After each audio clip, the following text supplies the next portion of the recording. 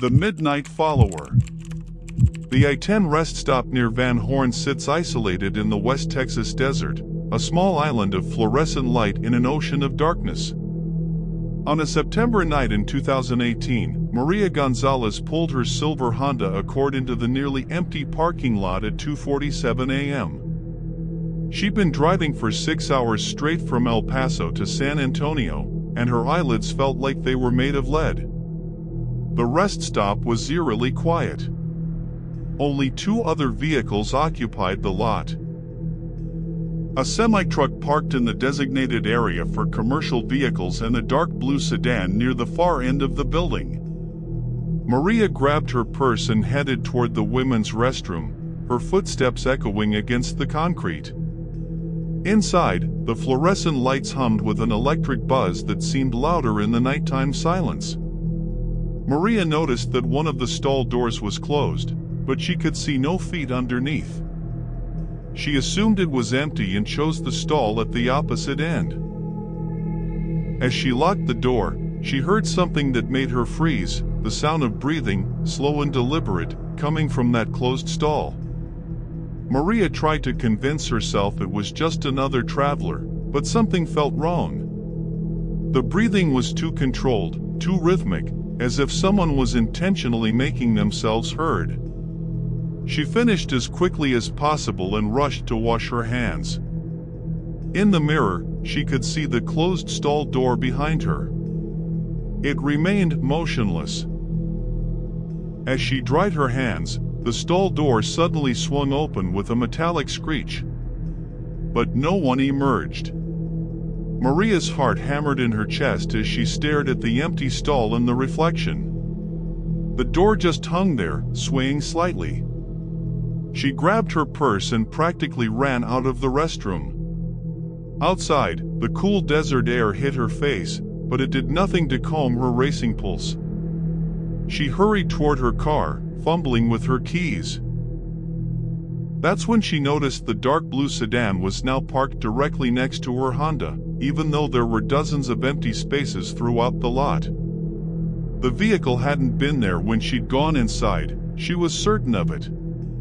Maria's hands shook as she unlocked her car door. As she reached for the handle, she saw him in her peripheral vision, a tall figure standing beside the sedan, completely motionless, watching her. He wore dark clothing that blended with the night, and his face was obscured by shadow despite the parking lot lights. She threw herself into her car and locked the doors, her fingers barely able to grip the key to start the ignition. The engine roared to life, and she threw the transmission into reverse. As her headlights swung around, they illuminated the man clearly for just a moment. He stood with his arms at his sides, his face pale and expressionless, staring directly at her with eyes that seemed to reflect the light like an animal's. Maria stomped on the accelerator and peeled out of the parking lot, her tires screeching against the pavement. She glanced in her rearview mirror and saw the man still standing there, unmoving, watching her retreat into the darkness. But then something even more disturbing happened. The dark blue sedan's headlights flicked on. Her breath caught in her throat as the sedan began to follow her back onto I-10. Maria pressed harder on the gas pedal, pushing her Honda to 80, then 90 miles per hour. The sedan matched her speed, maintaining a consistent distance of about 50 yards behind her. For 15 minutes, they raced through the desert darkness, Maria's knuckles white on the steering wheel, her phone in her lap as she tried to dial 911 with one hand. Finally, she got through to emergency services and screamed her situation to the dispatcher. The woman on the other end remained calm and told Maria to keep driving toward the next town, Kent, where a Texas Highway Patrol officer would be waiting. Those were the longest 20 minutes of Maria's life. As she approached Kent, she saw the beautiful sight of red and blue lights flashing on the shoulder of the highway. The moment the patrol car came into view, the sedan behind her suddenly decelerated and took the next exit, disappearing into the night. The highway patrol officer, a veteran named Douglas Ward, pulled in behind Maria and escorted her to a well-lit gas station. Officer Ward took her statement and immediately called for backup to search for the blue sedan. While they waited, he told Maria something that made her blood run cold. She was the third woman in 2 months to report being followed from that specific rest stop. The other 2 incidents had occurred in almost identical fashion, always late at night, always involving a man who would appear seemingly from nowhere in a dark sedan that would pursue the victims for miles. What made it even more disturbing was that surveillance cameras at the rest stop had been vandalized weeks earlier. Someone had spray-painted the lenses black, and the State Transportation Department had been slow to replace them due to budget constraints. The rest stop had become a hunting ground. The sedan was never found that night, and despite an increased police presence in the area, the man was never identified.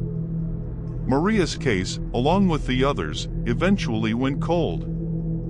The rest stop remained open. The workers eventually installed new security cameras and additional lighting.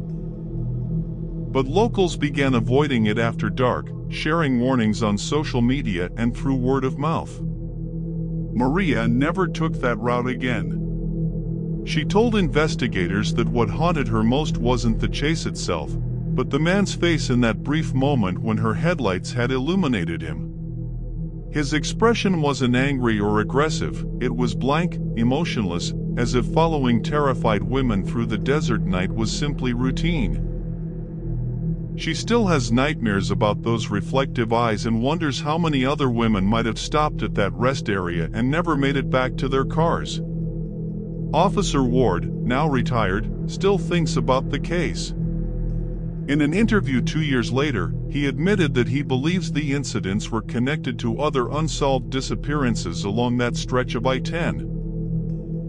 3 women had vanished from the area over a 5-year period, their cars later found abandoned at various rest stops and gas stations.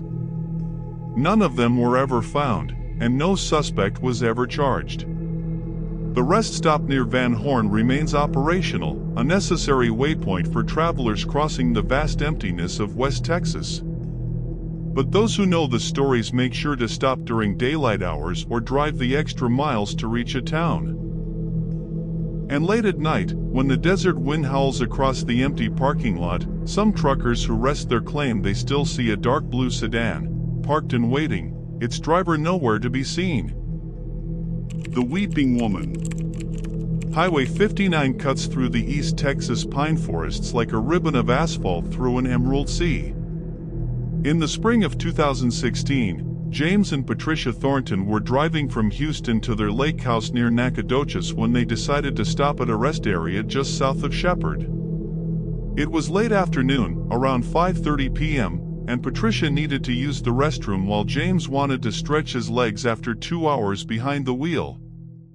The rest stop was moderately busy. A family with young children played near the picnic tables while their mother watched from a bench.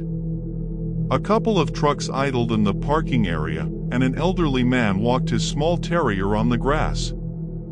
Everything seemed normal, peaceful even, with the late spring sunlight filtering through the pine trees and casting long shadows across the grounds. Patricia headed to the women's restroom while James walked the perimeter of the rest stop, breathing in the piney air. That's when he heard it. A woman crying. Not gentle weeping, but deep, anguished sobs that seemed to echo from somewhere within the woods behind the rest area. James paused, listening. The crying continued, punctuated by what sounded like gasps for air. Concerned that someone might be hurt, James called out, "Hello? Are you okay? Do you need help?" The crying stopped immediately, cut off as if someone had flipped a switch. James waited, but heard nothing more. He chalked it up to acoustics playing tricks, maybe carrying sound from the nearby highway, and returned to the parking lot. Patricia emerged from the restroom looking pale. "Did you hear that?" she asked immediately. James nodded. The crying? Yeah, I heard it coming from the woods. Patricia shook her head. It was in the bathroom. In one of the stalls. Someone was crying like their heart was breaking, but when I asked if they were okay, they just stopped. Completely silent. I could see the stall was occupied, but whoever was in there wouldn't answer me. A chill ran down James's spine. That's exactly what happened to me, except I heard it coming from the woods. They looked at each other, both feeling that something wasn't right. James suggested they report it to a park ranger or call for a welfare check, worried that someone might genuinely need help. As they debated what to do, the family from the picnic tables hurried past them to their van, the mother ushering her children quickly. She glanced at James and Patricia and said, "Y'all hear it too? We're leaving. This place gives me the creeps." Before they could respond, she was buckling her kids into their seats and pulling out of the parking lot faster than seemed necessary. James and Patricia decided to ask the elderly man with the dog if he'd heard anything. They found him near his pickup truck, loading the terrier into a carrier in the passenger seat. When they mentioned the crying, his expression grew serious. "You folks aren't from around here, are you?" he said. His name was Walter Green, and he'd lived in Shepherd his whole life, all 73 years. Walter told them a story that had been passed down through local families for decades. In the 1960s, before the modern rest stop was built, there had been an old roadside park on the same spot. A young woman named Evelyn Price had been traveling alone from Houston to visit family in Lufkin when her car broke down near the park. This was before cell phones, before the highway was widened, when this stretch of road was lonely and dark at night. According to the story Walter's father had told him, Evelyn had been waiting at the roadside park for help when she was attacked. The details were unclear. Some said it was a drifter, others claimed it was someone she knew who had followed her from Houston. What everyone agreed on was that Evelyn had disappeared that night. Her car was found at the roadside park, the hood still up, her purse on the front seat. But Evelyn herself was never seen again. They searched these woods for weeks, Walter said, gesturing toward the pine forest. Never found a body, never found a trace of her. But folks started reporting strange things at the park. Crying in the woods. Crying in the old restroom building.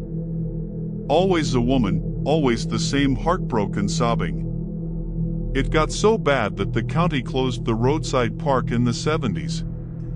When the state built this rest stop in the 80s, they hoped it would. I don't know, put things to rest somehow. Patricia felt goosebumps rise on her arms despite the warm afternoon. Does it still happen? The crying? Walter nodded grimly. Not all the time. Seems to come and goes. Some months you hear about it every week, other times it's quiet for years. But it always comes back. I've heard it myself 3 times over my life. Sounds real as you and me talking right now, but when you go looking, there's never anyone there. James, ever the skeptic, suggested there might be a rational explanation, maybe animals in distress, or the wind through the trees creating unusual sounds. But Walter just smiled sadly. You can believe what you want, son. But I've lived here my whole life, hunted these woods, know every sound they make. What you hear at this rest stop ain't natural. It's Evelyn, still crying out for help that never came. After Walter drove away, James and Patricia stood by their car, unsure what to make of the story. James was ready to dismiss it as local legend, but Patricia insisted they leave. I don't care if it's a ghost or not, she said. What I heard in that bathroom was the saddest thing I've ever heard. Real or not, I can't stand it. As they pulled out of the rest stop, Patricia looked back and gasped. James, stop the car. He braked, and Patricia pointed toward the women's restroom. Standing in the doorway, visible but somehow not quite solid, was the figure of a young woman in a pale blue dress. Even from a distance, they could see her face was twisted in anguish, her mouth open as if crying out, though no sound reached them. James felt his breath catch. The figure stood there for perhaps 5 seconds, and then simply faded away, like morning mist burned off by the sun. Did you see that? Patricia whispered. James nodded, unable to speak. They sat in silence for a moment, and then James put the car in gear and drove away quickly. They reported what they'd seen to the local sheriff's department, more out of a sense that they should than any expectation of action. The deputy who took their statement was sympathetic but unsurprised. He told them that the rest stop received reports of paranormal activity several times a year. The state had investigated various explanations: carbon monoxide from idling trucks, infrasound from nearby industrial equipment, mass hysteria, but nothing conclusive was ever found. What bothered James and Patricia most was something they learned when they researched Evelyn Price's story later. They found a newspaper article from 1963 about her disappearance, including a photograph. The woman in the picture, smiling at the camera on what must have been a happier day, wore a pale blue dress, the same pale blue dress they'd seen on the figure in the restroom doorway.